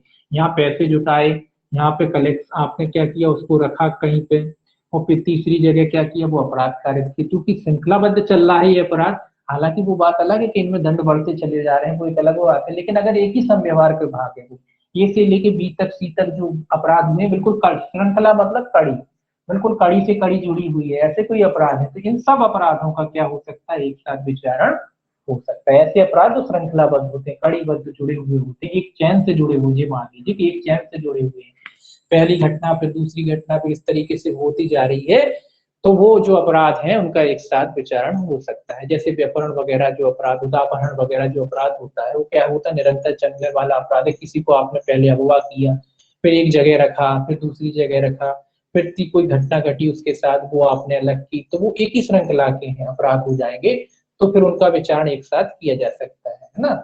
जहाँ पे आपने रखा वहां भी अपराध हुआ, और मान लीजिए आगे जाके आपने उसकी हत्या कर दी तो वो एक अलग अपराध हो गया, लेकिन चूंकि श्रृंखला का भाग है ना, पकड़ करी फिर उसको रखा कहीं, फिर ले जाके आपने उसकी हत्या किया, अन्य कोई अपराध किया उसके संग, तो जो भी अपराध किया वो अलग हो गया, लेकिन चूंकि एक ही चैन वाइज चैन जुड़ा हुआ है, तो उन सारे अपराधों का क्या है, फिर एक साथ विचारण किया जा सकता है। अब दूसरा देखिए इसका सब क्लॉज क्या कहता है, दूसरा कहता है जब धारा 212 की उपधारा 2 में या धारा 219 की उपधारा 1 में उपबंधित रूप से आपराधिक न्यासभंग या बेईमानी से संपत्ति के दुर्विनियोग के एक या अधिक अपराधों से आरोपित किसी व्यक्ति पर उस अपराध या आरोप के किए जाने को सुकर बनाने या छिपाने के प्रयोजन से लेखाओं का मिथ्याकरण कि एक या अधिक अपराधों का अभियोग है, तब उस पर ऐसे प्रत्येक अपराध के लिए एक ही विचार में आरोप लगाया जा सकता है और उसका विचारण किया जा सकता है। ये कह रहा है धारा 212 की उपधारा 2 और धारा 219 की उपधारा 1 में उपबंधित रूप में आपराधिक न्यासभंग वाला कोई अपराध है या बेईमानी से संपत्ति के दुर्विनियोग वाला कोई अपराध है, एक या अधिक अपराधों में आरोपित कोई व्यक्ति है, एक या अधिक आरोपों में कोई व्यक्ति आरोपित अगर है, कोई व्यक्ति उस पर आरोप लगाया गया है और अपराध या अपराधों के किए जाने को सुकर बनाने को कोई वो चीज छिपाता है, दस्तावेज वगैरह रखता है, तो उन सारी चीजों का, चूंकि इसमें भी एक ही समझवार होगा ना, तो उन सारे अपराधों का भी क्या हो सकता है, एक साथ विचारण हो सकता है। किसी के साथ किसी ने न्यासभंग किया है, बेईमानी से दुर्विनियोग वगैरह किया है और उसके अनुक्रम में उसने जितने भी वो अपराध को आसान बनाने के लिए, छिपाने के लिए जिन भी लेखाओं का मिथ्याकरण करा हो, लेखा मतलब कोई भी डॉक्यूमेंट वगैरह उसने मिथ्या वगैरह रचे हो, तो वो सब के सब उसी क्रम में माने जाएंगे और उन सब अपराधों का क्या कर सकते हैं, एक साथ विचारण हो सकते हैं। तो सिंपल सी बात यही आ रही है कि एक श्रृंखला में हो रहे हैं वो अपराध, इसलिए उनका क्या हो सकता है, एक साथ विचारण हो सकता है। तीसरा सब क्लॉज क्या कहता है, यदि अभिकथित कार्यों से तत्समय प्रवृत्त किसी विधि की जिसमें अपराध परिभाषित या दंडनीय हो, दो या अधिक पृथक परिभाषाओं में आने वाले अपराध बनते हैं, तो जिस व्यक्ति पर उन्हें करने का अभियोग है उस पर ऐसे अपराध में से प्रत्येक के लिए एक ही विचारण में आरोप लगाया जा सकता है और विचारण किया जा सकता है। ये जो तीसरा क्लॉज है, ये स्पष्ट क्लियर करने के लिए लिखा गया है कि अगर कोई अपराध ऐसा है कि जो प्रवर्त विधि है और जिसमें अपराध परिभाषित या दंडनीय है, दो या अधिक पृथक परिभाषाओं में आते हैं। ये कह रहा है कि दो या अधिक मतलब अलग अलग परिभाषा में अपराध आते हैं, ये अपराध अलग परिभाषा में आता है और ये अपराध जो है अलग परिभाषा में आता है, इसके लिए अलग डेफिनेशन है, इसके लिए अलग डेफिनेशन है। तो केवल इस आधार पर कि अलग अलग डेफिनेशन में आ रहे हैं तो क्या उसका संयोजन एक साथ नहीं किया जा सकता। ये कह रहा है कि अलग अलग भले ही डेफिनेशन में आ रहे हो तो भी उनका एक साथ विचारण किया जा सकता है। अगर कोई अपराध अलग अलग डेफिनेशन में आता है तो भी उनका एक साथ विचारण किया जा सकता है। क्यों किया जा सकता है, कुछ अपराध भले ही अलग अलग परिभाषाओं में आते हों, जैसे अब मैंने ये बताया ना, आपका किसी ने अपहरण किया तो अपहरण अगर किसी व्यक्ति का किया है तो भैया उसकी अलग डेफिनेशन है, और उन्हीं हत्या कर दी तो उसकी अलग डेफिनेशन है हत्या की। हालांकि वो एक ही अलग अलग डेफिनेशन में आ रहे हैं लेकिन फिर भी वो एक ही संव्यवहार के अनुक्रम में हो रहे हैं, तो स्वाभाविक सी है कि उन सभी अपराधों का क्या हो सकता है, एक साथ विचारण हो सकता है। तो इसको कंफ्यूजन दूर करने के लिए स्पष्ट रूप से लिख दिया गया है कि अगर अपराध भले ही अलग अलग डेफिनेशनों में आ रहे हो, अलग अलग परिभाषाओं में आ रहे हो, अगर वो एक ही संव्यवहार के अधीन आते हैं तो फिर उनका एक साथ विचारण किया जा सकता है। इसके बाद देखिए सब क्लॉज, इसका चौथा सब क्लॉज 4 कहता है, यदि कई कार्य जिनमें से एक से या एक से अधिक से स्वयं अपराध बनते हैं मिलकर भिन्न अपराध बनते हैं, तो ऐसे कार्य से मिलकर बने अपराधों के लिए और ऐसे कार्यों में से किसी एक या अधिक द्वारा बने किसी अपराध के लिए अभियुक्त व्यक्ति पर एक ही विचारण में आरोप लगाया जा सकता है और विचारण किया जा सकता है। अब ये क्या कह रहा है भाई, ये दूसरी कंडीशन कह रहा है कि मान लो ये अपराध है और ये अपराध है, मिलके ये कोई अलग अपराध बन जाता है। मतलब ये अपराध अलग है, ये अपराध अलग है, लेकिन दोनों का जोड़ा जाए तो एक अलग ही अपराध बन जाता है। तो कोई इस तरीके का अगर अपराध है तो उन सब का भी एक साथ विचारण किया जा सकता है। अगर मान लो ये कोई अपराध है, ए अपराध और ये बी अपराध, अलग अलग परिभाषाओं में आते हैं, अलग अलग अपराध है, लेकिन जब इन दोनों को मिला दिया जाए तो एक मान लो इसका गंभीर रूप मान लो, या मान लो कि एक नया ही अपराध बन जाता है। तो इस तरीके का अगर अपराध बन जाता है तो इनका भी एक साथ विचारण किया जा सकता है। ध्यान में रखें, अलग अलग परिभाषा में आते हैं तो भी किया जा सकता है, और अगर दो अपराध मिलकर कोई अन्य तीसरा अपराध बना देते हैं, तीसरा अपराध बन जाता है, तो भी ऐसे अपराधों का एक साथ विचारण किया जा सकता है। पांचवा देखिए, पांचवा कहता है, इस धारा की कोई बात भारतीय दंड संहिता की धारा 71 पर प्रभाव डालने वाली नहीं समझी। ये कह रहा है धारा 71 पर ये जो धारा है ये कोई प्रभाव नहीं डालेगी। इसके बाद इसमें कुछ इलस्ट्रेशंस जो है दिए हैं जिससे आपको क्लियर हो जाएगा ये सारी बातें। इसमें एक आध मैं पढ़ सकता हूँ। देखिए पहले के जो दृष्टांत दिए हैं इसमें उपधारा 1 के जो दृष्टांत दिए हैं, उपधारा 2 का इसमें अलग अलग दे रखे हैं। अपन जो है चौथा उपधारा 4 का देखिए लास्ट वाला देखिए, अपन लास्ट वाला जो पढ़े थे उसका दृष्टांत देखिए। उपधारा 4 का दृष्टांत देख रखा है। खा को का लूटता है और ऐसा करने में वह स्वेच्छा उपपत्ति कारित करता है। का पर भारतीय दंड संहिता की धारा 323, 392 और 394 के अधीन अपराधों के लिए पृथक पृथक आरोप लगाया जा सकेगा और दोषित किया जा सकेगा। ये क्या कह रहा है भाई? ये कह रहा है कि भाई कोई व्यक्ति जो अपराध को क्या करता है, लूटता है, किसी व्यक्ति को लूटता है और उसकी स्वेच्छा क्या करता है, उपपत्ति, साथ में लूट भी करता है और उपपत्ति भी कारित करता है। तो ये कह रहा है भाई कोई व्यक्ति अगर किसी को लूटता है और उसको साथ में उपपत्ति भी पहुंचाता है, तो ये कह रहा है उसके खिलाफ जो है लूट के और उपपत्ति पहुंचाने के ये सारे के सारे अपराधों के जो है अलग अलग आरोप लगाए जा सकते हैं और उनका क्या किया जा सकता है, विचारण, या उनके लिए उसको क्या पृथक पृथक आरोप लगाए जा सकते हैं और दोषित किया जा सकता है। इसके क्या कर सकते हैं, अलग अलग आरोप लगाए जा सकते हैं और उसको दोषित भी किया जा सकता है। ठीक है, ये इसका उदाहरण, इसके सारे उदाहरण आपको पढ़ने एक बार, बहुत सारे हैं तो ये तो आपको घर पे पढ़ना पड़ेंगे डायरेक्ट से, सारे उदाहरण पढ़ने हैं जो इलस्ट्रेशन है सबके सब इंपॉर्टेंट है, आपको इनको भी पढ़ना पड़ेगा। देखिए सेक्शन 221 क्या कहता है? 221 कहता है जहां इस बारे में संदेह की कौन सा अपराध किया, जिस संदेह की बात कह रहा है, क्या है भैया, संदेह है। ये कंडीशन भी आ जाती कि जब ये संदेह कि भाई कौन सा अपराध किया तो फिर किस अपराध के लिए उसको सजा दी जाएगी, कौन सी सजा दी जाएगी, उसके बारे में है। ये कहता है इसमें पहला क्लॉज संदेह की स्थिति है। ये देखिए क्या कहता है, ये कहता है यदि कोई एक कार्य या कार्यों का क्रम इस प्रकार का है कि यह संदेह है कि उन तथ्यों से जो सिद्ध किए जा सकते हैं कई अपराधों में से कौन सा अपराध बनेगा या बनेगा कि अभियुक्त पर ऐसे सब अपराधों या उनमें से कोई एक करने का आरोप लगाया जा सकेगा और ऐसे आरोपों में से कितनों ही का एक साथ विचारण किया जा सकेगा या उस पर उक्त अपराधों में से किस एक को करने का अनुकल्पित आरोप लगाया जा सकेगा। दूसरा भी पढ़ लीजिए, दोनों एक साथ ही हो जाएंगे। इसका दूसरा क्या कहता है, यदि ऐसे मामले में अभियुक्त पर एक अपराध का आरोप लगाया जाता है और साक्ष्य से यह प्रतीत होता है कि उसने कोई भिन्न अपराध किया है जिसके लिए उस पर उपधारा 1 के उपबंधों के अधीन आरोप लगाया जा सकता था, तो वह उस अपराध के लिए दोषित किया जा सकेगा जिसका उसके द्वारा किया जाना दर्शित है, यद्यपि उसके लिए उस पर आरोप नहीं लगाया गया हो। तो पहला तो ये कह रहा है, देखिए पहला जो क्लॉज है ये क्या कह रहा है कि भैया जब कोई अपराध है, यदि कोई व्यक्ति है, कोई ऐसा कार्य कार्यों का कोई क्रम होता है जिसमें उसने कई अपराध किए हों, कई अपराधों में से कौन सा अपराध बनेगा कि अभियुक्त ऐसे सब अपराधों में से एक करने का आरोप लगाया जा सकेगा और ऐसे अपराधों में से कितनों का, ये क्या कह रहा है, ये कह रहा है कई अपराध करे हैं उसने, ए भी अपराध है, बी और सी, ये 3-4 किस्म के अपराध उसने किए हैं। अब ये समझ में नहीं आ रहा है कि भाई कौन सा आरोप लगाया जाए उस पर, इसका आरोप लगाएं कि इसका लगाएं कि इसका लगाएं, ये कह रहा है। तो पहली कंडीशन ये कह रहा है कि भाई जब 2-3 अपराध किए उसने तो कौन सा आरोप न्यायालय लगाए, समझ में नहीं आ रहा है न्यायालय को, ये वाला लगाया जाए कि ये वाले अपराध का लगाया जाए कि ये वाले अपराध, तो ये कह रहा है इन तीनों में से किसी का भी आरोप लगा सकते हैं उस पर।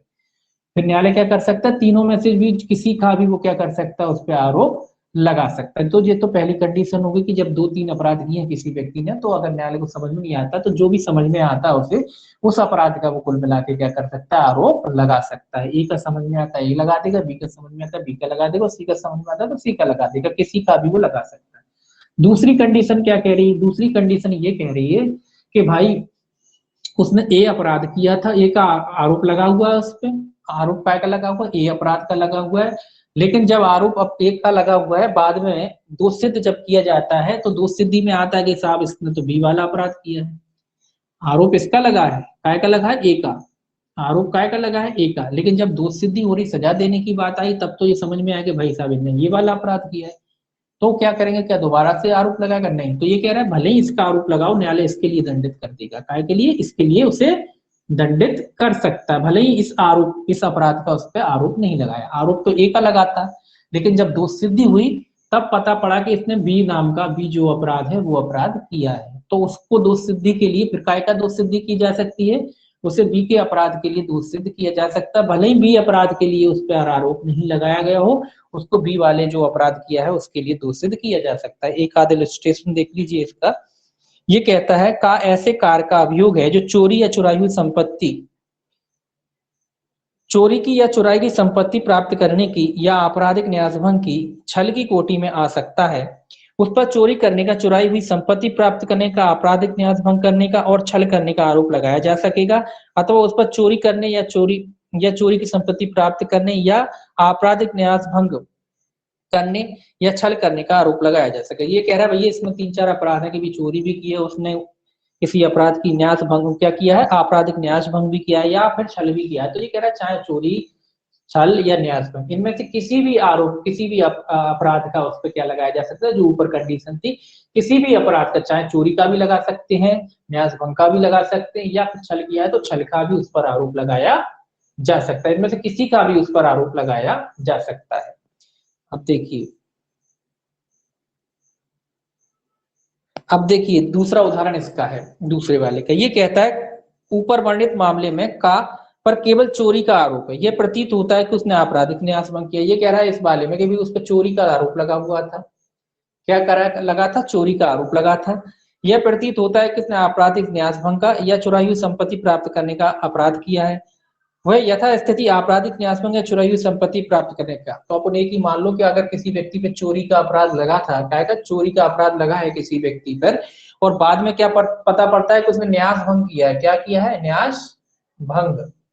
उसने अगर न्यास भंग का अपराध किया तो ये कह रहा है तो फिर क्या करा जाएगा, तो ये कह रहा है उसको न्यास भंग के लिए दंडित किया जा सकता है।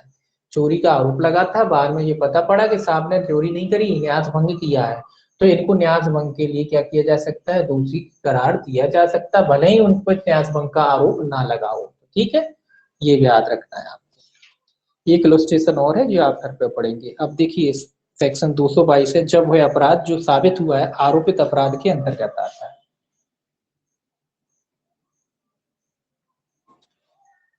धारा 222, सेक्शन 222। सेक्शन 222 ये कहता है कि जब वह अपराध जो साबित हुआ है आरोपित अपराध के अंतर्गत आता है, जो अपराध साबित हुआ है अगर वो आरोपित अपराध के अंतर्गत आता है तो ये कहता है, इसका पहला सब क्लॉज क्या कहता है, पहला कहता है जब किसी व्यक्ति पर ऐसे अपराध का आरोप है जिसमें कई विशिष्टियां हैं, जिनमें से कुछ के संयोग से एक पूरा छोटा अपराध बनता है और ऐसे संयोग साबित हो जाता है किंतु विशेष विशिष्टियां साबित नहीं हो पाती हैं, तब वह उस छोटे अपराध के लिए दोषित किया जा सकता है यद्यपि उस पर उसका आरोप नहीं लगाता। ये कह रहा है कई अपराध होते हैं ना, जो कई विशिष्टियां कई चीजों से मिलकर बनते हैं। कोई अपराध कई अपराधों से मिलकर बनता है, इस तरीके का कोई अपराध है। वो ये कह रहा है कि उसमें से जो बड़ा अपराध है, जो बड़ा अपराध हुआ था वो तो सिद्ध नहीं हो पाता है कि भाई साहब इनने कौन सा अपराध किया, वो सिद्ध नहीं हो पाया है ना।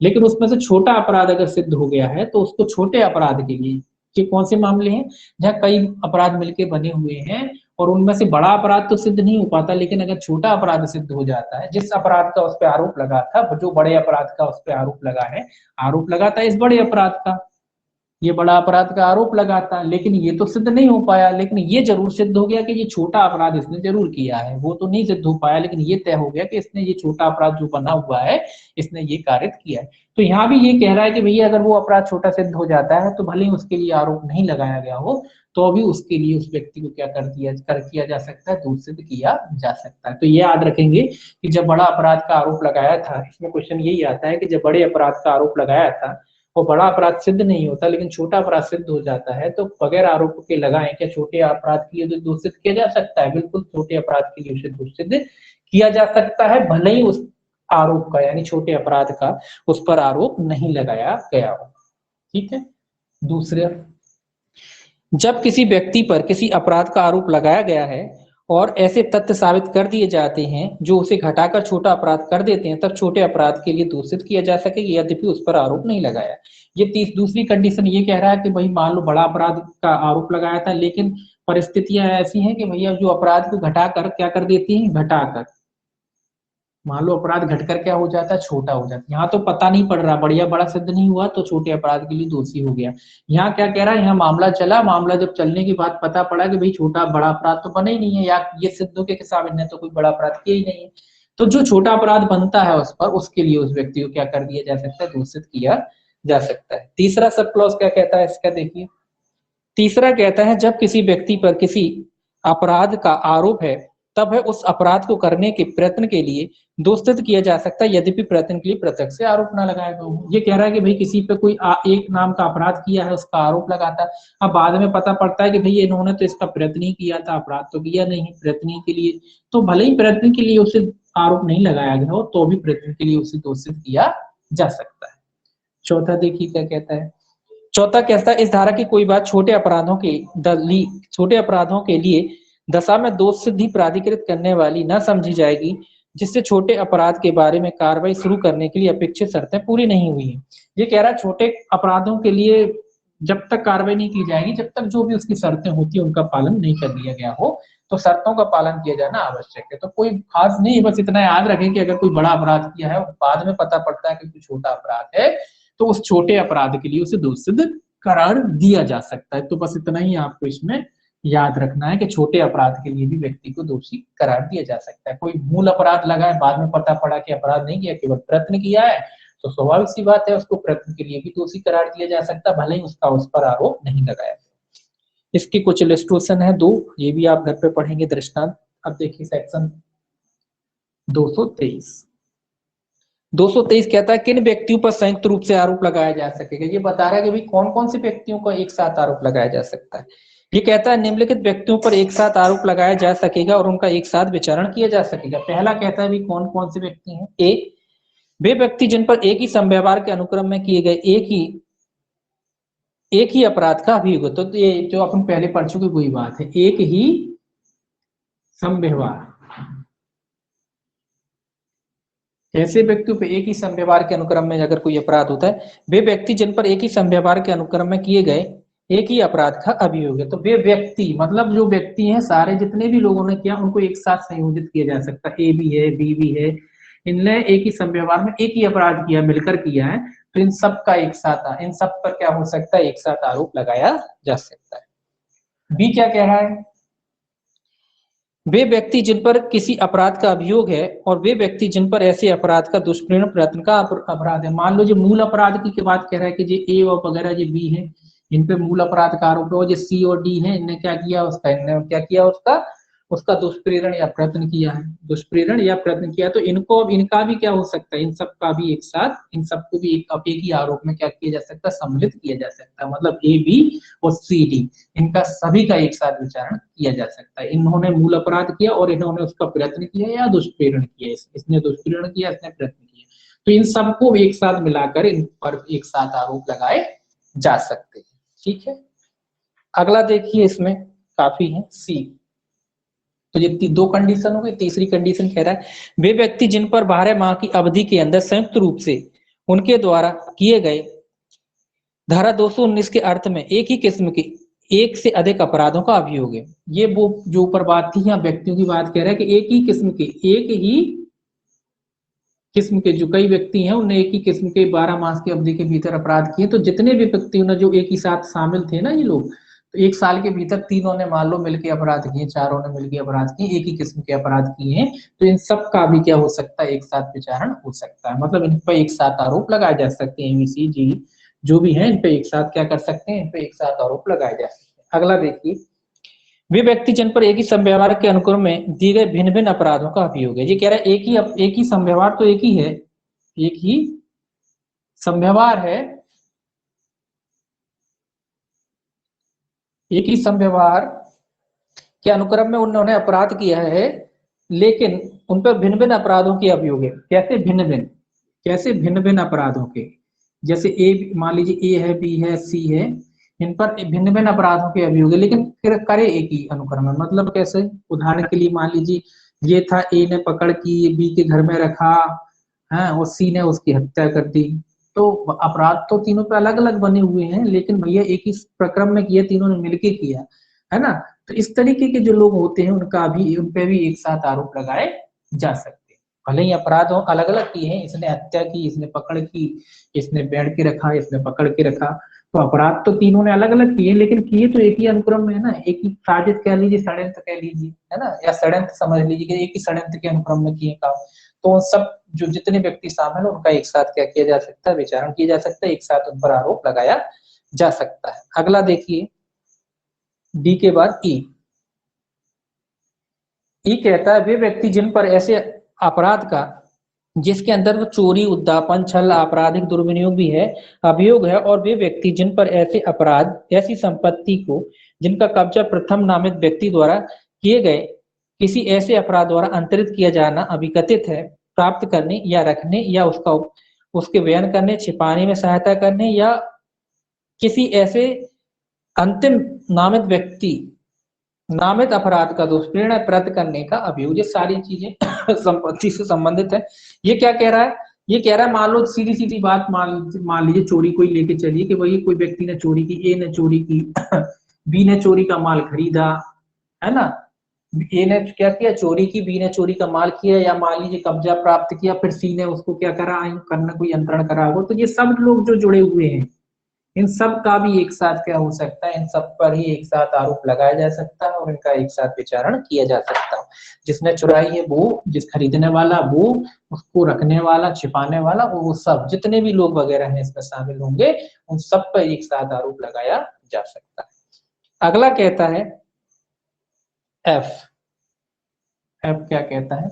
एफ कहता है वे व्यक्ति जिन पर ऐसी चोरी या चुराई हुई संपत्ति के बारे में जिसका कब्जा एक ही अपराध द्वारा अंतरित किया गया भारतीय दंड संहिता की धारा 411 और 414 या इन धाराओं में से किसी के अधीन अपराधों में अभियोग है। ये कह रहा है कि भले ही एक ही कब्जे, ये कह रहा है चोरी के अपराध है, ये भी चुराई हुई संपत्ति के बारे में जिसका कब्जा एक ही अपराध द्वारा, कैसा, एक ही अपराध द्वारा, एक ही अपराध,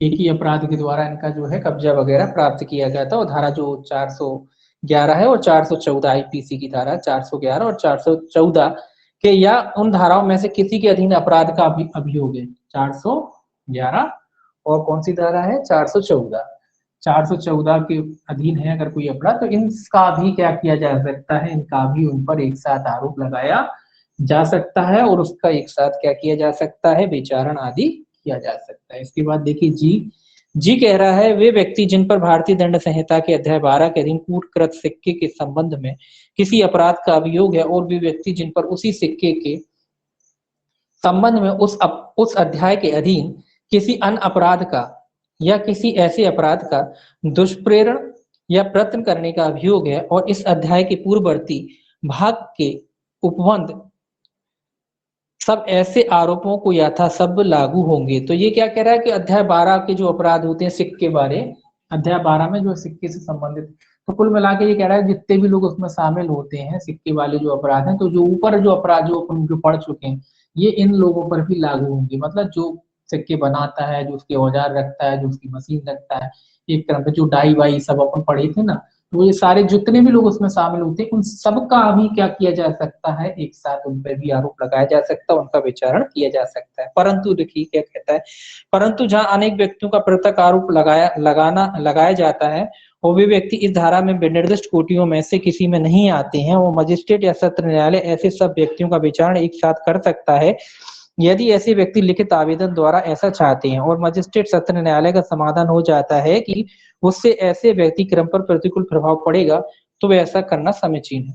तो सीधी सीधी बात है कि मान लो ऐसे अपराध हैं और सब पे अलग अलग अपराधों का विचारण हो रहा है, अलग अलग आरोप लगाए गए हैं और अगर न्यायालय को उचित लगता है तो वो एक साथ उनका विचारण कर सकता है जब ये लोग आप क्या कहते हैं लिखित में न्यायालय के समक्ष आवेदन देते हैं। ये कौन सी कंडीशन है, जब अलग अलग आरोप लगाया गया है तो ये लिखित में अगर देते हैं तो इसमें दो ही बातें होती हैं कि अगर न्यायालय को लगता है कि भाई जो अलग अलग, न्यायालय को ये लगता है कि साथ एक साथ जो विचारण होगा उससे विलंब होगा, मामले में दिक्कत होगा, तो फिर क्या कर सकता है, तो फिर वो ये कहेगा कि नहीं अलग अलग ही चलने दो। या न्यायालय को लगता है कि नहीं एक साथ होने से बढ़िया रहेगा, मामला सही, कोई दिक्कत नहीं होने वाली, मामले में कोई विलंब नहीं होने वाला, एक साथ इनका विचारण किया जा सकता है और उसके बाद ये अभियुक्त वगैरह जो है लिखित में आवेदन भी करते हैं न्यायालय से, तो फिर न्यायालय एक साथ अगर उसे उचित लगता है तो एक साथ विचारण का आदेश दे सकता है, उनका एक साथ क्या कर सकता है, विचारण कर सकता है।